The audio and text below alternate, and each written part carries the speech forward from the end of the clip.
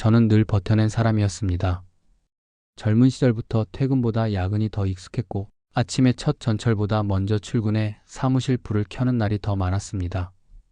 주말에도 회사의 호출이 떨어지면 언제든 나가야 했습니다. 그렇게 30년을 버텼습니다. 누군가는 그 정도면 이제 좀 쉬셔야죠 라며 위로를 건넸지만 저는 제 어깨의 무게가 그 말보다 훨씬 무겁다는 걸 알고 있었습니다. 대기업에서 정년까지 남는다는 것은 단순히 운이 좋은 게 아니었습니다. 누군가를 대신해 견디고 침묵하고 자기 자신을 희생한 대가였습니다.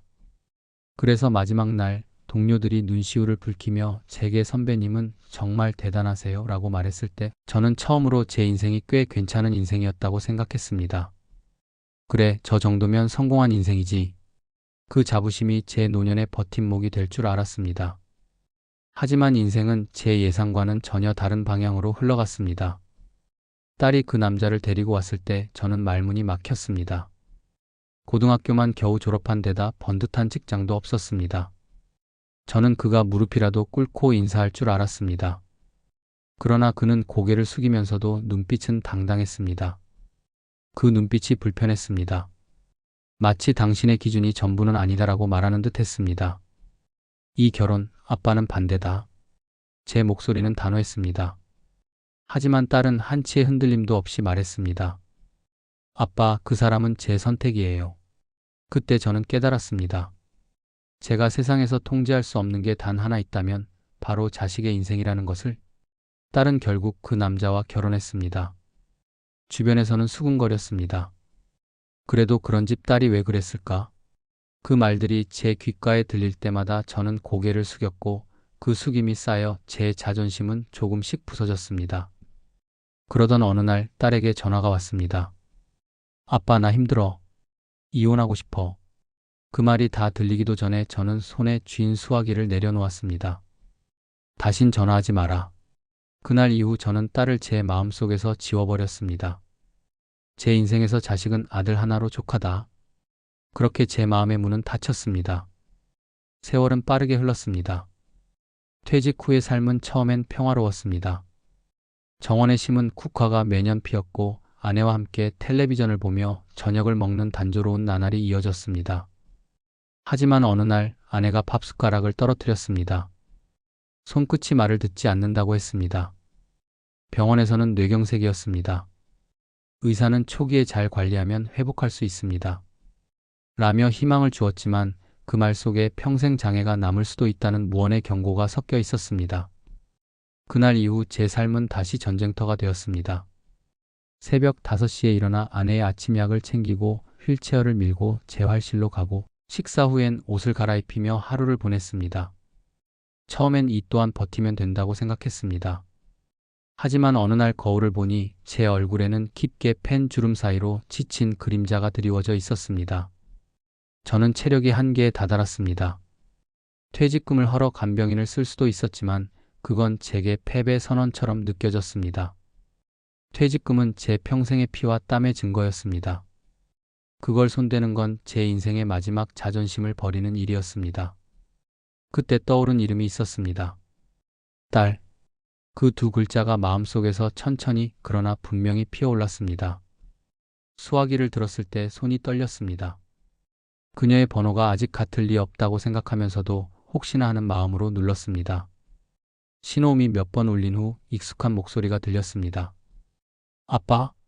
순간 저는 아무 말도 할 수 없었습니다. 그저 울컥했습니다. 그래, 나다. 오랜만이에요. 잘 지내셨어요? 그녀의 말투는 변하지 않았습니다. 다만 어딘가 단단해진 느낌이었습니다. 저는 마치 늘 안부를 주고받던 사람처럼 아무렇지도 않게 말을 꺼냈습니다. 엄마가 좀 아프다. 간병이 쉽지 않다.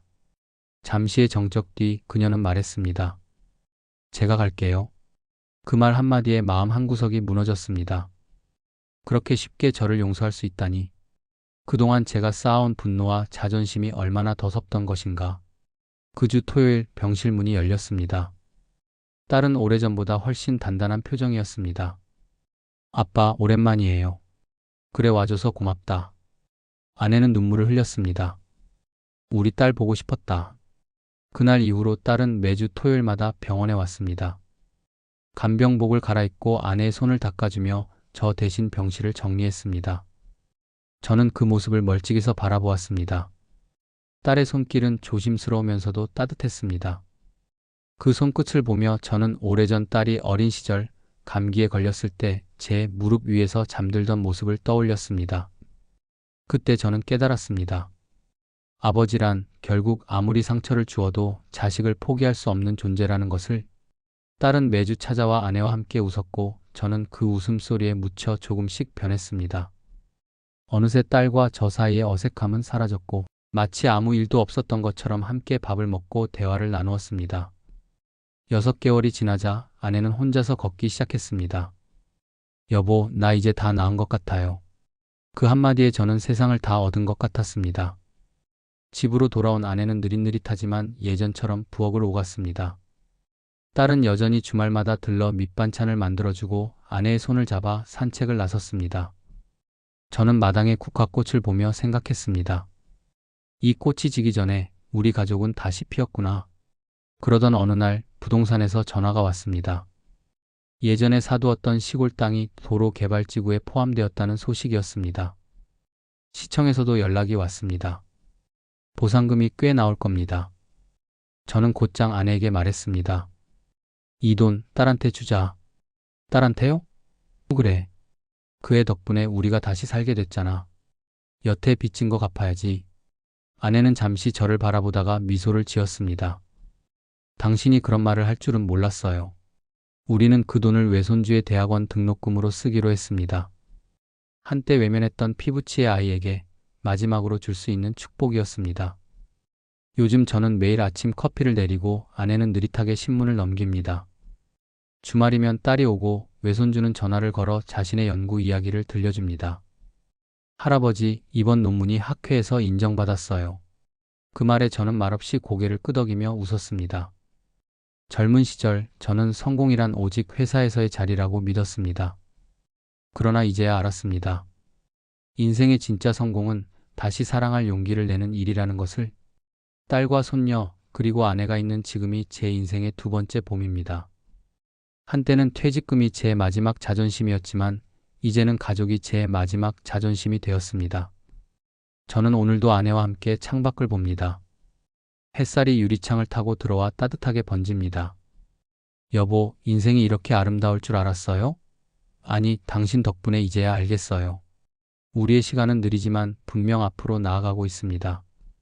그리고 저는 그 느림 속에서 후회 없는 선택과 2번째 인생의 행복을 만끽하고 있습니다.